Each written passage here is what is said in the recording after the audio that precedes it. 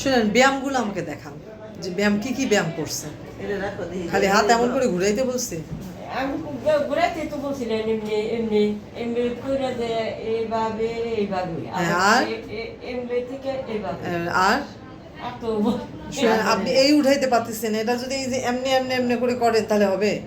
শুনেন, ব্যায়াম কেন দেয়া হয়? হ্যাঁ, যেমন আপনার ব্যথা, আপনি এই পর্যন্ত ওঠার পরে আর উঠাইতে পারতেছেন না, তাহলে এখন আপনি যদি বলেন আমার ব্যথা করতেছে, আমি তো আর উঠাইতে পারবো না, এই পর্যন্ত থাকেন, তাহলে তো লাভ হইল না। ব্যায়ামটাই হচ্ছে যে আপনার যে জায়গায় ব্যথা, আমার কথা শেষ করতে দেন, যে জায়গায় আপনার ব্যথা, ব্যথার জায়গায় উপরে যাতে আগে স্বাভাবিক মাত্রায় যে যতদূর উঠতে হার সেই লেভেলে যাতে উঠাইতে পারেন, ব্যায়ামটা দেওয়ার উদ্দেশ্য সেইটাই।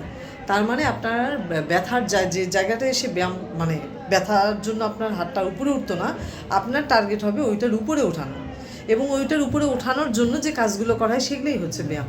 তো ব্যথার জন্য যদি এটা বন্ধ করে রাখেন তাহলে তো হবে না। তো ব্যথার জন্য তো ব্যথার ওষুধ দিছি, আপনাকে বলছিলাম যে ওখানে হালকা, যেহেতু থেরাপি নেওয়ার ব্যবস্থা নাই, একটু হালকা কুসুম গরম ভেজা পানির শেক দিবেন একটা।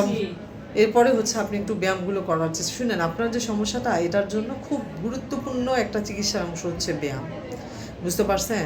আমরা এটাকে বলি অ্যাডহেসিভ ক্যাপসুলাইটিস বা ফ্রোজেন শোল্ডার, পেরিআর্থ্রোসিস শোল্ডার, এগুলো বলা হয়। মানে কি, আপনার এই কাঁধের যে স্বাভাবিক নড়াচড়া, যেটা ওই যে এখানে একটা জেলি থাকে, হ্যাঁ, জেলিটা ভালো থাকলে স্বাভাবিক নড়াচড়াগুলো ঠিক থাকে, কিন্তু যখন জেলিটা লেগে যায়, হ্যাঁ, শক্ত হয়ে যায়, তখন এই যে নাড়াচাড়াগুলো করতে অসুবিধা হয়।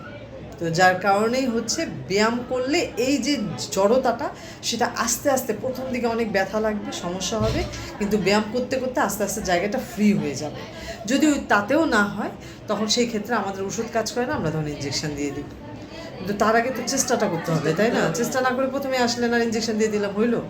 তখন তার ইঞ্জেকশন ছাড়া ভালো হবে না, এটা বুঝতে হবে আপনাকে, তাই না?